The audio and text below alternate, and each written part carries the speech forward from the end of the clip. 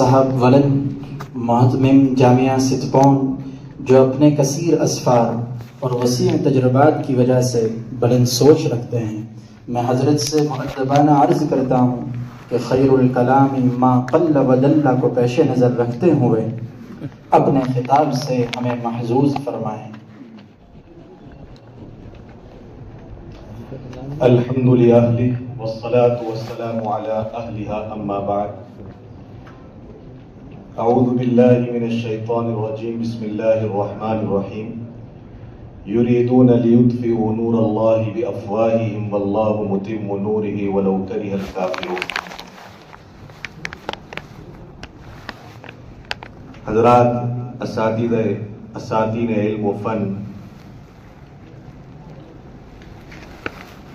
علماء کرام،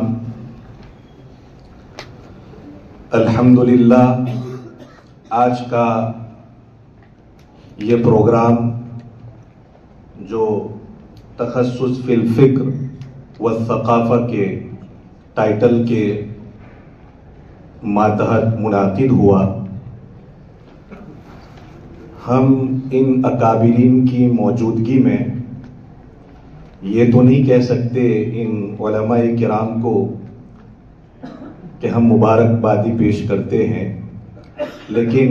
اتنا ضرور کہہ سکتے ہیں کہ آج کے اس پروگرام کو ہم سب قدر و منزلت کی نگاہ سے دیکھتے ہیں۔ اللہ رب العزت آپ حضرات نے جو پہل کی ہے، اس پہل کو شرف قبولیت بخشتے ہوئے الغزو الفکری کے جو خطوط اور جو نقوش اکابرین علماء امت نے ہمارے لیے مقرر اور متعین فرمائے ہیں، اگر ان خطوط اور نقوش کی روشنی میں الغزو الفکری والثقافہ کو اگر ہم آگے لے کر کے چلتے ہیں تو حضرت مفتی ابوبکر صاحب نے جن خدشات اور خطرات کا اظہار فرمایا، بحمد اللہ بفضل اللہ ہم ان خدشات اور خطرات سے اپنے آپ کو بچا سکتے ہیں، اور یقیناً جن اکابرین کے نام لیے گئے اور جن کتابوں کی طرف انہوں نے اشارات دیے، واقعی وہ کتابیں اس فکری الغار کو سمجھنے کے لیے اور اس میں درک پیدا کرنے کے لیے اور اس میں پختگی پیدا کرنے کے لیے نہایت ہی اہم ہے، نہایت ہی ضروری ہے، اس وجہ سے کہ اکابر علماء نے اس بات میں راہ اعتدال کو اختیار فرمایا ہے، اور یہی ہمارے اکابرین کی کتابوں کی خصوصیات میں سے بڑی اور اہم خصوصیت رہی ہے کہ ان کی ہر فکر اور ان کی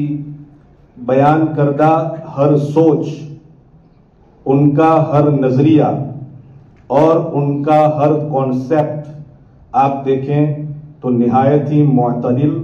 اور انتہائی بیلنسیبل نظر آتا ہے۔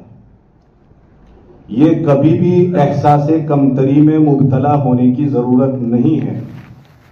کہ نئے نئے رائٹر اور نئے نئے لکھاروں نے ادبی زبان کو استعمال کرتے ہوئے جو باتیں لکھی ہیں وہ کوئی نئی باتیں ہیں، بلکہ میں بڑی ذمہ داری کے ساتھ اور سوچ سمجھ کر کی یہ بات کہتا ہوں کہ یہ انہی اکابرین کی کتابوں کے خوشاچین ہے۔ بس اتنا ہے کہ تقریر دل پذیر کی زبان کو انہوں نے آسان کر کے رکھ دیا ہے، اگر گہرائی سے مطالعہ کریں تو ہم۔ اور آج کے اس نمونے کے تعلق سے یہ ہمارے لیے بڑی حوصلہ افزا بات رہی اور ساتھ ساتھ میں علم افزا بات بھی رہی کہ آپ نے جس موضوع کا انتخاب کیا اور اس کے جو متعلقہ عناوین تھے، واقعی میں اس وقت کی وہ اہم ضرورت ہے۔ آپ نے کیپٹلزم کو اٹھایا، سوشلزم کو اٹھایا، آپ نے سوشل میڈیا کا جو تعارف کروایا کہ واقعی میں وہ ایک میڈیا ہی ہے. چونکہ اکابرین ہے، میں اپنا ایک درس ہی سنا رہا ہوں کہ یہ میڈیا ہی ہے، اور میڈیا ہم جانتے میڈیم ہی کے معنی میں ہے، یہ ایک ذریعہ ہے. آپ نے سورس اور میڈیا کا جو فرق بیان فرمایا وہ واقعی میں باریک فرق تھا، جس میں خلط مبحث کی بنیاد کے اوپر لوگ میڈیا کو یا میڈیم کو ایک سورس سمجھ لیتے ہیں، اور جو سورس ہے اس کی حقیقت تک نہ پہنچنے کی بنیاد پر اسی کو ایک حقیقت مسلمہ تسلیم کرتے ہوئے اور اسی کو ایک صحیح اور اسٹیل کانکریٹ انفارمیشن سمجھتے ہوئے بازار اور مارکیٹ میں آتے ہیں اور پھسل جاتے ہیں. یہ بہت ہی اہم اور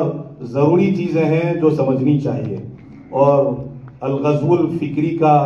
جو موضوع ہے، جیسا مفتی صاحب فرما رہے تھے، واقعی میں یہ بڑا وسیع اور عریض موضوع ہے. اس سلسلے میں ہندوستان کے ان علماء نے بھی، جو ابھی جن کا تذکرہ ہوا، ہمارے اکابرین اور مشائخ، جہاں کتابیں لکھی ہیں وہاں کچھ معتدل افکار کے حاملین علماء عرب نے بھی کچھ کتابیں لکھی ہے اس سلسلے میں الغزو الفکری کی. مشورے کی اگر بات کی جائے، جیسے حضرت مفتی یحییٰ صاحب دامت فیوضہم نے میرے ساتھ جب اس موضوع کے تعلق سے بات چیت کی تو کہا کہ آپ کے مشوروں سے مشورے ہم کیا دے سکتے ہیں. مشورے بس یہ ایک رائے اور اظہار خیال کے عنوان ہی سے آپ کے سامنے میں کہوں کہ یہ جو کچھ سوالات کا تذکرہ آپ نے اشارتاً کیا، یہ دیکھا جائے تو یہ اہل استشراق مستشرقین ہی کے عمومی سوالات ہیں.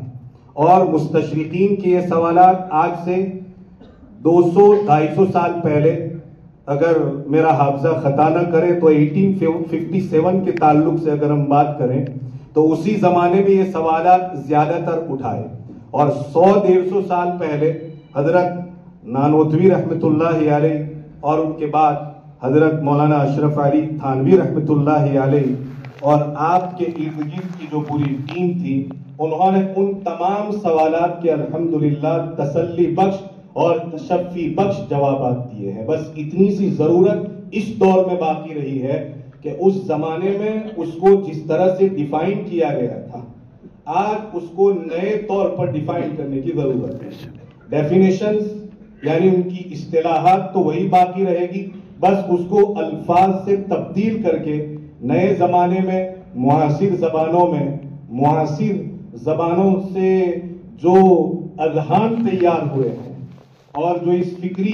یلغار کا ایک نتیجہ ہے کہا جائے، جو اہل مستشرقین نے ہی یہ ذہن تیار کیے ہیں اور وہ آج ایک نئی اصطلاح کے طالب بنے ہیں. ہم علماء کرام کی یہ بہت اہم ذمہ داری ہے، انتہائی زیادہ اہم ذمہ داری ہے، اور اس ذمہ داری کا سبھی کو احساس ہے. بس اتنی سی بات ہے کہ میدان عمل میں آنے کی ضرورت ہے. اور الحمدللہ آپ حضرات نے ہندوستان کے کانسٹیٹیوشن کے تعلق سے بھی، اس کے آرٹیکل کے تعلق سے بھی کافی اچھی کاوش یہاں پر پیش کرنے کی کوشش کی. مشورے کی بات اگر کی جائے تو اس کے ساتھ اگر یہ بات بھی ملا دی جائے، ہندوستان کا جمہوریہ ہند کا دستور اساسی ایک کتاب ہے، بڑی شاندار کتاب ہے، اور یہ ایک درسی کتاب کہی جا سکتی ہے، اگرچہ کافی طویل کتاب ہے. جمہوریہ ہند کا دستور اساسی، اس کے نیچے کچھ سوالات بھی ہیں جس کی وجہ سے یہ کہا جا سکتا ہے کہ یہ درس کی کتاب ہے. اس کو بھی اس کے ساتھ اگر شامل کر لیا جائے، چونکہ اس میں ہندوستان کے جمہوریہ ہند کا جو دستور ہے، اس دستور کے تعلق سے تاریخی بحثیں بھی اس کے اندر کی گئی ہیں. اور آخری بات میں یہ کہہ سکتا ہوں کہ الغزو الفکری اخطر من الغزو بالرجال والسلاح. یہ جنگ انسانوں کی، سولجر اور فوجیوں کے ذریعے جنگ کی جاتی ہے، اور انتہائی خطرناک مہلک ترین ویپنز کی یہ جو جنگیں ہو رہی ہے اس وقت، ہم نے دیکھا کہ اب ویپنز کا استعمال کم ہو رہا ہے اور یہ فکری جو جنگیں شروع ہو چکی ہیں. اور الحمدللہ ثم الحمدللہ حضرات علماء کرام اور خصوصاً ایشیائی ممالک کے جو مدارس اسلامیہ ہیں، خاص طور پر ہمارا یہ ملک اور ہمارے پڑوس کا جو ملک ہے، انہوں نے اس بات کو بہت جلد محسوس کیا ہے اور حضرات علماء کرام کی انتہائی فعال اور متحرک ٹیم اس سلسلے میں بڑا شاندار کام کر رہی ہے۔ پھر اس بات کو دہراتے ہوئے کہ فکر اعتدال کو لازم پکڑ کر آگے بڑھیں گے تو انشاءاللہ یہ الغزو الفکری والثقافہ جو آپ نے انتخاب کیا ہے اس عنوان کا، انشاءاللہ کامیابی ہمارا قدم چومے گی۔ چشم بددور منتظمین کو اور حضرت مولانا مفتی یحییٰ صاحب اور آپ کی ٹیم کو میں پھر کہتا ہوں کہ مبارکبادی تو نہیں بول سکتا اپنی چھوٹی سی زبان سے، مگر آپ کو اور آپ کی ان کاوشوں کو قدر و منزلت کی نگاہ سے ضرور دیکھتا ہوں۔ سما خراشی پر اکابرین کی میں معافی چاہتا ہوں۔ السلام علیکم ورحمۃ اللہ وبرکاتہ۔ جزاکم اللہ خیرا واحسن الجزاء فی الدارین۔ وہ چاند ہے تو عکس بھی پانی میں آئے۔